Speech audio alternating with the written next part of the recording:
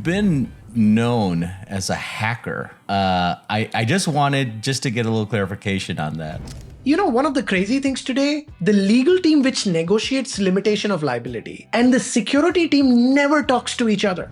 It's a $200 billion industry growing at 15% year over year, and it still does not have a platform that the most important persona in cybersecurity goes ahead and uses on a daily basis. I have 25 Gen AI agents solving your third-party risk management problem. You know, that disconnect between legal and security is so real.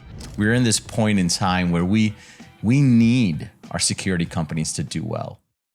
Thank you for tuning in to What the Future podcast. Today, we have the CEO and founder of Safe Security, Saket Modi. Now, if you were to go to Google right now and you put in Saket Modi, you're going to see this dude is notorious for being a hacker. However, he is using his skills for good. He has built Safe Security to become the leader in cybersecurity risk quantification. In fact, Forrester just acknowledged them as by far and away the leader. The other twist to this conversation is also the piece of AI and how AI plays a key role in risk quantification for cybersecurity. So hope you enjoyed this show. Thanks for tuning in. We got to change the game.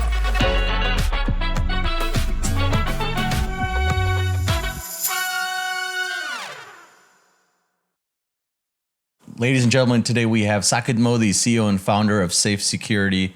He's been a friend of our show, good friend of Chris and myself. We're excited to have him on the show. Saket, how are you? And maybe if you want to get us started a little bit on your founder's journey here to Safe Security. Yeah, Sandesh and Chris, so wonderful to be back on your show. And it's truly an honor. Thank you so much for having me here. My story is as simple as it gets. I started this company back when I was in school, still stuck at my first job. I keep telling my team, I'm not sure if I'm employable outside. So please make sure I have this job. Please do well. And this is all I've done all my life. So that's my story. I'm a geek and a nerd, love playing with technology. And, I truly thought that technology will change the world. And, it didn't need a genius to figure that out. And obviously a lot of people got that right. So that's the quick background about myself, Sandesh. Awesome. You've been known as a hacker. Now, I just wanted to get a little clarification on that. Yeah, Oxford Dictionary's definition of a hacker is when you basically make something to do it's not designed to do. It's called hacking. So if you take a toothbrush and you clean the mirror with that's hacking the toothbrush, because toothbrush was not designed to clean the mirror, but you used it to do something else, right? So if a person goes ahead and basically goes to a website and gets access to data what they are not supposed to see, that's also hacking. So hacking by itself, I mean, I've been very comfortable all my life. I've been called, oh, he's the hacker guy. And some people qualify that to say, oh, he's the ethical hacker. I'm like, no, I'm very comfortable with being a hacker. I actually think the greatest hacker of our times were Albert Einstein or people like that, because he was able to hack physics. Like, think about it, right? Mass and energy can be equated in one equation. That's a hack, right? Because we could never think before him that these two can be a part of the same equation, right? A hacker simply is somebody who knows a particular concept or a particular space on first principles. And when they know that, they're able to see things which other people are not able to see. And that is the reason why they can do things what other people cannot and make those twists. It's like a car mechanic. They hack the car in doing things right because they're way smarter than you and I generally in terms of how the car works. So that's the reason very, very comfortable with the term hacker, Sandesh. Yeah, there's a lot of content. That's sort of the old school definition of hacker, right? You know, I mean, working on, like programming and doing all those good things. Cracker was the one that was the what we call now hacker back in the day. So that's why Shakespeare said, "What's in a name?" Right? So yeah, you get it. So from your early technical stages, early educational life and journey, you become a hacker. How did you get to safe security? Well, this is all I did, right? Once you understand how hacking works, you can actually use the skill to make sure that other people are not hacking into companies. Because in order to catch a criminal, you need to think like a criminal, right? So considering I knew how that works, I got a few of my co-founders together. This is back in my third year of undergrad. I'm a computer science engineer, studied in India, and basically started hacking into systems. And when we went to companies, they were like, "Hey, people can pay for this also." So the fact that we were getting paid for things that we love doing, and I still feel so, I mean, that itself is the greatest honor and the greatest fortune of my life.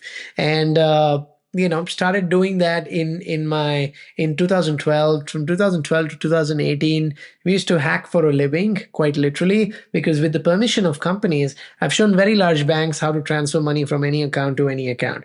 We've shown some of the largest airlines in the world how to transfer and basically book any flight at $1. We've shown hospitals how do you get into records of personal records of individual and change the personal record to anything we want. And we've done all of those fun stuff. And that's when we figured out a big problem of cybersecurity risk quantification and management. And that's where we ventured into the product side of things in 2020. And then here we are. Awesome. So who is Safe Security? What do you guys do? Yeah. So what we do in a simple term, Sandesh, if you think about it, take the world's largest cybersecurity companies, CrowdStrike, Palo Alto Networks, Zscaler, et cetera, right? Get me one CISO in a Fortune 2000 company or a setup, which will say, I every day use CrowdStrike to make decisions. Zero. Nobody does that, right? These are phenomenal tools, but they're generally 2 levels or 3 levels below the CISO. And what is the CISO doing in order to manage their cybersecurity risk? They're very, very simply collating all the data from all of these tools. They're putting that together and then going ahead and giving you a perspective. And I say you, it can be either their own self, the board, the CEO, the CIO, anybody who they are reporting the risk to. And that's very manually stitched together. So what blew my mind was it's a $200 billion industry growing at 15% year over year. And it still does not have a platform that the most important persona in cybersecurity, which is the CISO, the economic buyer, goes ahead and uses on a daily basis. Now, if you think about their peers, let's take an example of the chief revenue officer. They have something called Salesforce that they all use to make decisions, both strategic and tactical. The CFO has SAP, or what you would call as, say, Oracle NetSuite, which is again something that they use both for tactical and strategic decision making. This chief HR officer, chief people officer, has something called Workday. There are enough platforms which are the platform of platforms, which aggregate signals from the field to enable decision making for the CXOs I spoke about. The CISO still doesn't have that. And that's the problem we are solving. So that is the big gap that we saw during our services days, serving some of the largest companies in the world. And we saw, oh my God, this is a very clear gap. And it will only keep amplifying as the complexity, sophistication, frequency of attacks keep going up and disrupt real businesses. So that is what is the journey we embarked on in 2020. And here we are, 5 years in building a company around that. Saket, so what you're doing, I mean, you're giving some really interesting, actionable information to a CISO, right? I mean, you're telling them, here's like your greatest vulnerability points, and here's how risky each one of those are, right? I mean, but the other piece of this that's I find really interesting is you're doing that not just for the internal risk factors, but you're doing this also for external risk factors like your supply chain. And I know one of the things that we talk about all the time is, watching out for supply chain attacks. And we've seen a lot of that happening lately. Could you talk about that?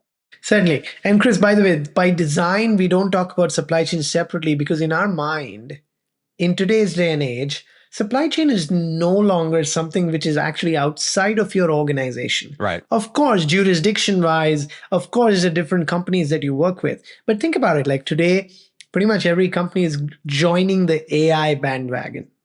How many large Fortune 2000 companies are actually building their own models? How many of them are actually building their own agentic AI capabilities? Probably be next to zero. What they're doing is they're partnering with cutting edge SaaS companies, AI startups, and then partnering with them to really redefine and reinvent productivity, reinvent how they do business and how do they do operations. Now, why is that important? Is because 10 years back, I had my data in my data center, and all the vendors were important, but not mission critical. Today, the whole script has been flipped. Right. Today, the reality is more than 90% of my critical data is going to vendors in some shape or form. So what was important 10 years back to just say, I will be in my data center and I'll protect that. The vendors are fine and that's okay, but I'll make sure I have a Fort Knox built around my data. That was 10 years back. Today, you can't have that. You cannot be on-prem. You have to be on the cloud. With the cloud, you have to give the data to the AI startups. When that happens, what's happening now? If they get hacked, you get hacked because your data is out there. And when a tiny startup gets hacked with the data of a Fortune 100 company, the Wall Street Journal doesn't say the tiny startup got hacked. It'll say the data of the Fortune 100 company got hacked. And that is the big deal. So therefore, for us, when we started in the journey half a decade back, 5 years back, we started selling in 2020. We're in 2025 now. We started with first-party risk quantification and management. We started with that. We went through an automated approach. We take a ton of APIs and then provide risk insights and actions in an automated way, in a real-time way. But we did that for first party.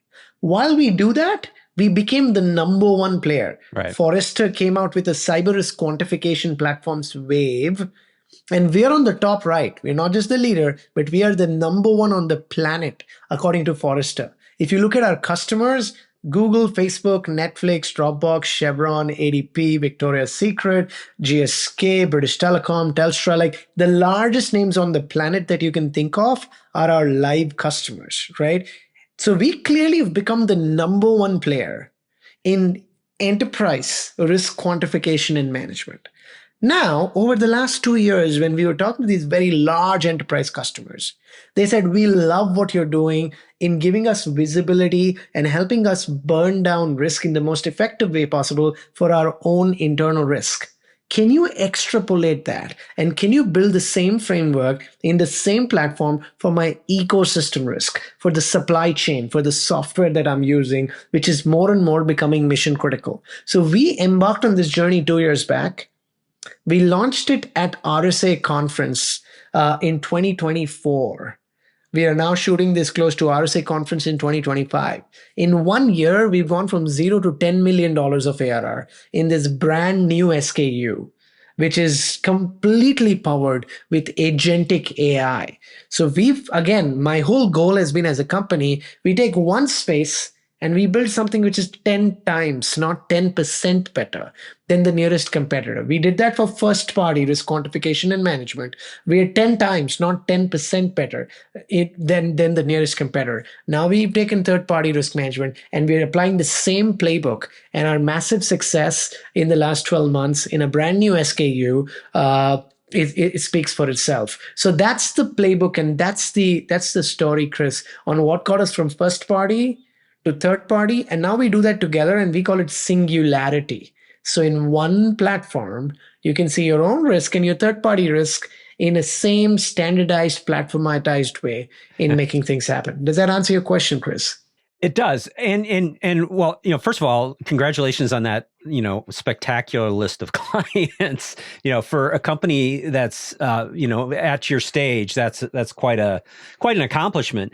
And I would say that, what I find out there is that people don't really understand the risk posture of their vendors like that. They don't know, they don't even know that, the vendors may not even have an SLA that is acceptable to them, when they're using these vendors and that sort of thing. But could you speak to like what does that third party assessment look like? I know it's agentic and you're going, but like what factors are you looking at and what do you get out of that? Got it. So Chris, let's first understand that how has this been done historically? Because this is a $4 billion industry, third-party risk management for cybersecurity, by the way, right? So it is a very large industry. Historically, there was a wave of vendors which were only questionnaire-based assessment. So there's vendors like Process Unity, OneTrust, Prevalent. There's a ton of vendors which are out there, including the traditional GRC vendors, which basically give you a ton of questions and you need to answer those questions. So you're a new vendor, you're Anthropic, and I want to work with you, right? I want to use your LLM models which are there. I'll send you a security questionnaire.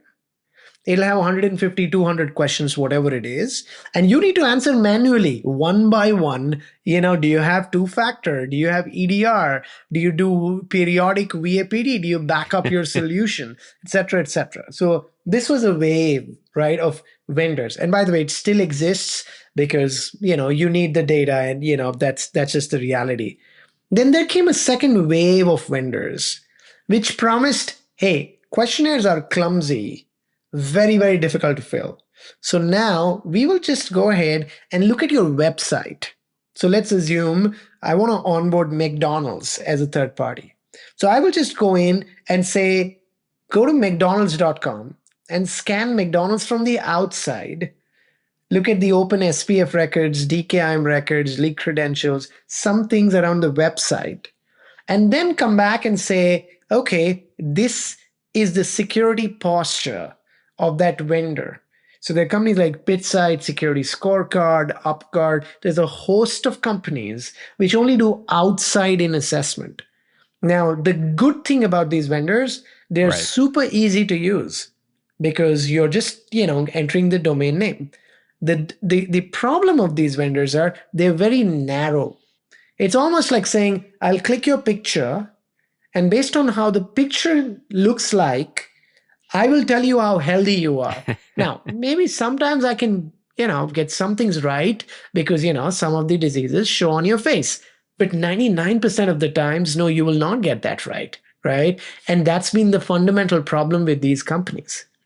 Think of us as a third wave, which, by the way, is not the first or second. We've actually got the best of both those worlds together and powered with Agentic AI and supercharged with that.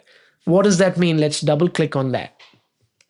We are the first vendor ever to achieve 100% automation, 100% automated third-party risk management. Hold on, what does that mean? And what is 100% automation? And the geek in me, the moment somebody says, like the easiest way to disprove somebody is when they say everything or nothing. And I'm the same guy who's saying 100, right? So hold on. Yes, for sure. So talk to me more about what does that even mean? Is that even true or is it marketing bluff? Let's double click there. So today, when you have to onboard a vendor in most Fortune 2000 companies, you go in, enter the details of the vendor. Then you prepare a questionnaire depending on the tier of the vendors, send it out to them, get those, then open a security scorecard or a BitSight, get the outside analysis, get that assessment, keep chasing the vendor for weeks because, 150, 200 questions. You keep doing that. 80% of a day of a third-party risk analyst today is just about chasing vendors. it's such a terrible job in my view, Yeah. right? Because it's so unfortunate. Because, and by the way, For every sure, for week sure. there's a bunch of new third-party vendors that somebody in some part of the business is throwing at you. And by the way, you are not seen as somebody who's helping. You're only friction in that process. And like, because think about it, like, oh, the CFO wants to work with a new fintech startup, and oh, I need to get the security review done. And the CFO has the budget already approved. They've gone through a POV. Everything's done. And you're the person who's holding it back, right? So I've gone to so many third-party risk analyst conversations. And I said, how long have you been doing this? They're like, oh, 5 years, 7 years, 10 years. Okay. In those 10 years, how many third parties have you ever been able to bar from working? And believe it or not, most of them said never. I'm like, hold on. How crazy is this, right? Yeah. Imagine for 10 years, you're doing sure. assessments whose result is not binary. It's unilateral. The vendor always gets through. Now, you being there or not being there doesn't make any difference. And they're like, yeah, but I mean, I just tell the people this is the risk and everybody's okay with the risk. So what we've done, we've taken a fundamentally different approach. We've totally changed the game there. Have you ever experienced Tesla full self-drive or Waymo? Have you guys experienced it? Okay. Yes. If you have, when you sit in a Waymo or a Tesla FSD enabled, right? You just enter the destination, hands off the steering, and that's it. The car takes you there. Every decision is made by the car. We have unlocked that degree of autonomy with third-party risk management. What we've been able to do, Chris and Sandesh, you just go ahead and basically write that, look, we will go ahead and provide the third-party vendor name and the domain name.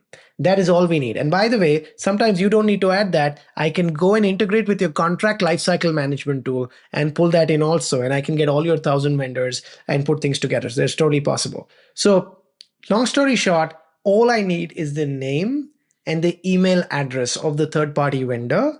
The moment you do that, our GenAI agent will first go to their website and look for their privacy policy. We'll look for their trust center to download the SOC 2 report. It'll go to the SEC to see if there are any 10Ks or 8Ks filed with specific stuff around cybersecurity. Then we will go to the point of providing what is the overall view, that is there any leaked credentials about them. We will also do the outside-in assessment. And from there, we will now auto-generate an email which will go to a vendor, which basically tells the vendor, hey, very, very excited to onboard you. Out of the 150 questions that you had to answer, we've already pre-answered 75 of those, whatever the number will be, depending on what data we get.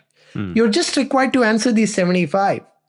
And this is an auto-generated email. Suppose the vendor does not reply in a day or 2 or 3 days. We again go back and we say, hey, you've not responded to it. We're waiting for your reply. Now, when the vendor looks at the email and says, okay, I want to work on this now. So they click on it, they come to our portal. We've gone to the point with Agentic AI where we allow the vendors to upload any security document, any. So we don't need now SOC 2 or SIG report only in this format. We say just drag and drop anything that you have. And our GenAI agent will read that report. And by the way, with that report, because a lot of companies already have existing security audits done and security compliance done. So we read that and we said, hey, you just uploaded a new report through which we were able to answer 10 more questions, 20 more questions. And then you can just go ahead and add 5 or 10 more things. So that's the thing. And the whole interaction with the third-party vendor is happening via an agentic AI. And this is recorded as an activity log to say, this is the day when you kickstarted the onboarding, this is the day you did blah, blah, blah. And then from there, you drive things around that. So I'll just pause here for a second to see, does that now give you a perspective of the end-to-end workflow and why we say it's 100% automated? Now, what happens if somebody's not responding or responded wrong? We'll, of course, do the check with Agentic AI. Is it 100% accurate? No, it's not. But so is Waymo. So is Tesla fully self-drive, right? Yeah, I tried to drive Tesla FSD. Right. It started with only the highways. And today also in the city, I have a problem with that because it just won't take a left if there's a car and it doesn't going 10 blocks down because that's how it is. So that is the thesis why we say 100% automation. And again, we don't know any vendor which is even close to this. And as I said, we always want to build something which is 10 times, not 10% better. And that's why this crazy growth that we are able to see. So I'll just pause there to see if that answered your question. It does. And I'll say I've been on both sides of that equation. I've been the one asking for that data, and I've been the one having to provide that data.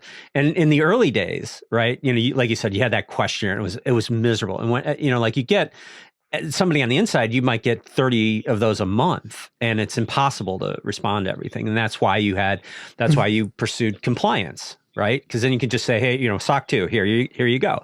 But the problem is nobody read those SOC 2 reports. Nobody reads, your PCI DSS reports. Nobody reads any of that. Like you said, they just kind of go, yep, let's go. Good. That's good enough. Right. So, I think what you're talking about is really, really beneficial. Like having the ability to fill those in and then being able to decipher those reports, you're already getting a level of scrutiny that probably wasn't previously there too, which is nice. And then the ability to ingest any kind of other, your ISO 27001, are you, whatever. And I think the other thing that's interesting about that too, from taking the approach that you're taking is, the scope of that audit might be very narrow. Like a PCI DSS audit might only cover just the parts where there's card services, but not the whole rest of the environment, which could be problematic. Right. So you're capturing a lot more of valuable information to kind of set those risk scores, which I think is really interesting. Yep. And the beauty there is that, as you rightly said, right, Chris, the dimensions are so many because there's hybrid environments, you have cloud, you have on-prem, and there are different degrees of assessments that actually happen. So for us to be able to leverage everything which is out there, the whole goal is productivity gains, both on the third party side and also the first party side when they are going ahead and doing this. And by the way, this was just the first part where you get the data. What do you do with the data? The data, and this is where we are super champions already.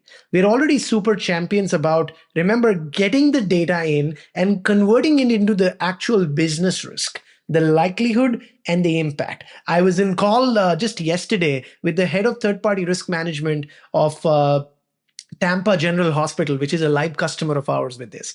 He said in the last 3 months, he's been able to offboard 3 vendors directly based on our output.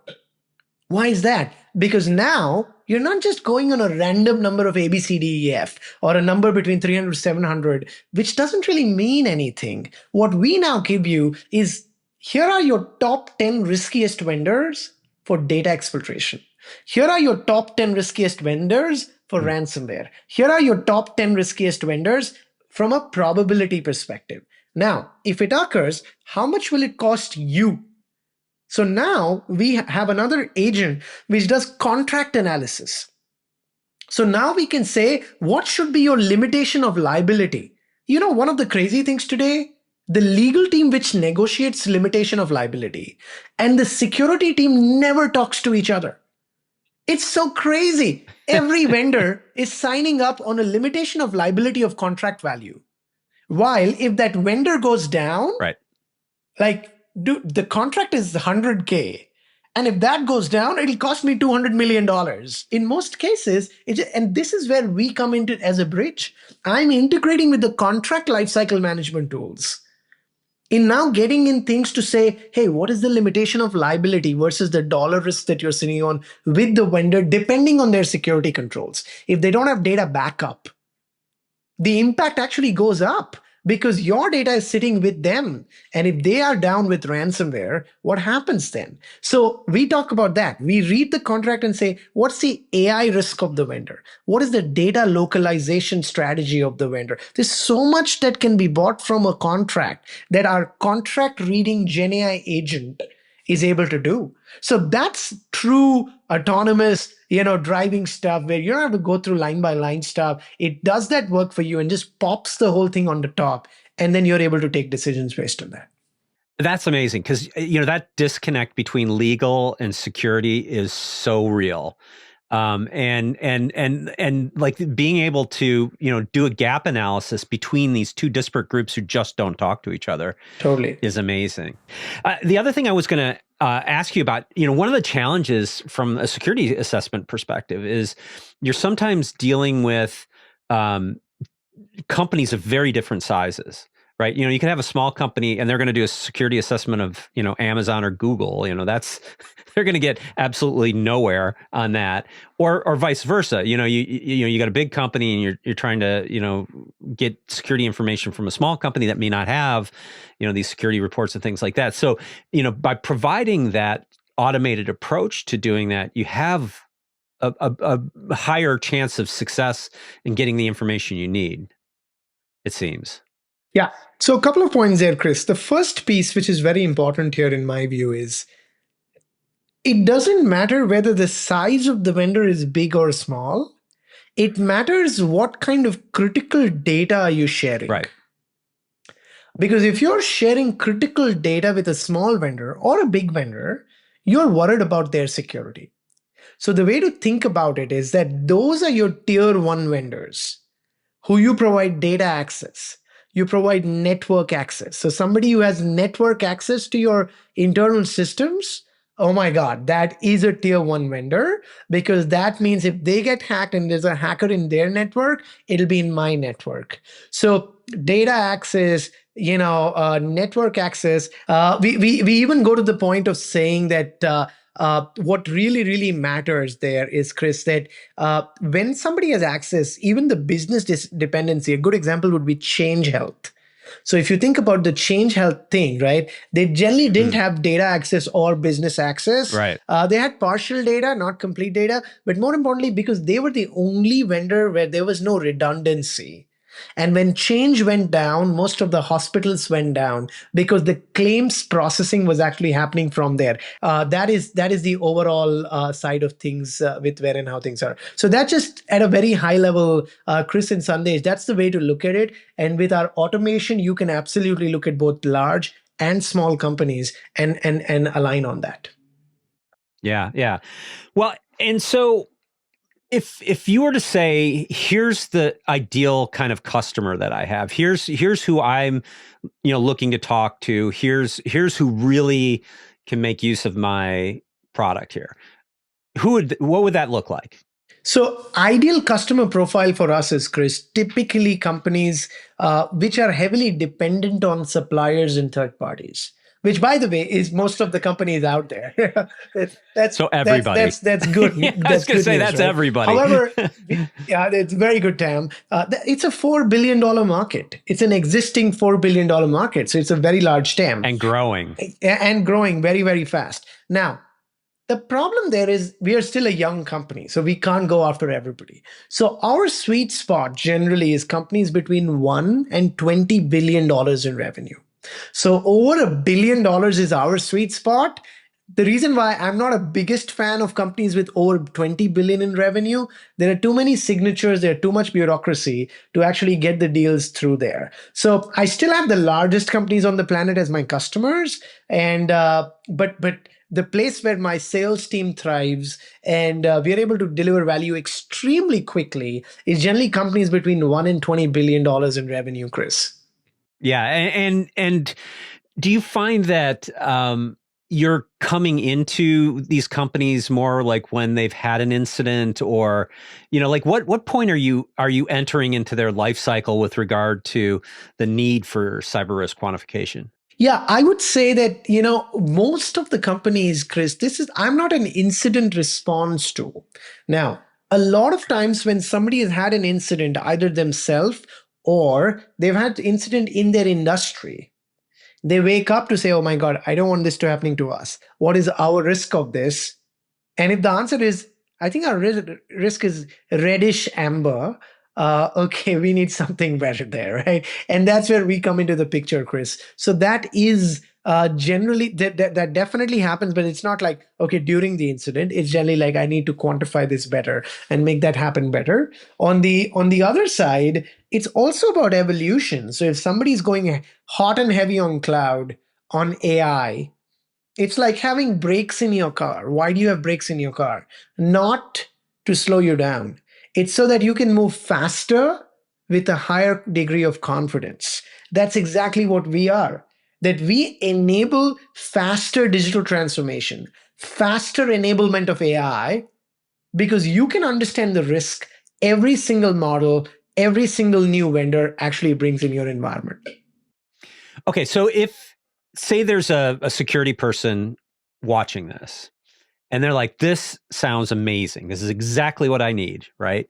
But they've got to go in and they've got to sell it internally. They've got to sell it to, the executives. They got to sell it to the board. They got to sell it to legal. Like, hey, here's a tool for you, right? What would you say to them? Like, what's the ammunition you would give them to go and do that? Chris, on the third-party side, it's actually super simple. It basically says, cover pretty much your entire stack of third parties with a lower amount of headcount.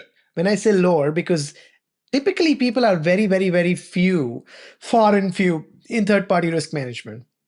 And that's why what we enable is, we actually say this, skip the hires. Let AI take over, right? So we are a zero-touch, 100% automated third-party risk management. And that is a pitch generally in today's day and age with productivity going up with AI. I don't know if you saw the Shopify CEO's note. He said, every hire we will do moving forward will be an AI agent, unless proven other way around. Not that we'll hire humans and then you can hire some AI agents. He said, every hire we needs to be a AI agent. And then you have to prove to me, then why can there be any task that cannot be done with an AI agent? I have 25 Gen AI agents solving your third-party risk management problems, right? Because it's not one AI agent. You need a cluster of them reasoning and preparing complex graphs, and you don't have any one neural network anymore. You have a cluster of neural networks, which are now building the context based on your company and then interacting with third-party vendors. So I would say the productivity, and we've heard this from our customers, that this has taken their productivity up by 100x, not 100%, 100x. So that's the degree of impact we are talking about on the third party side. On the first party side, it's actually pretty straightforward. How do you sell your own risk posture? It's almost like you cannot manage what you cannot measure.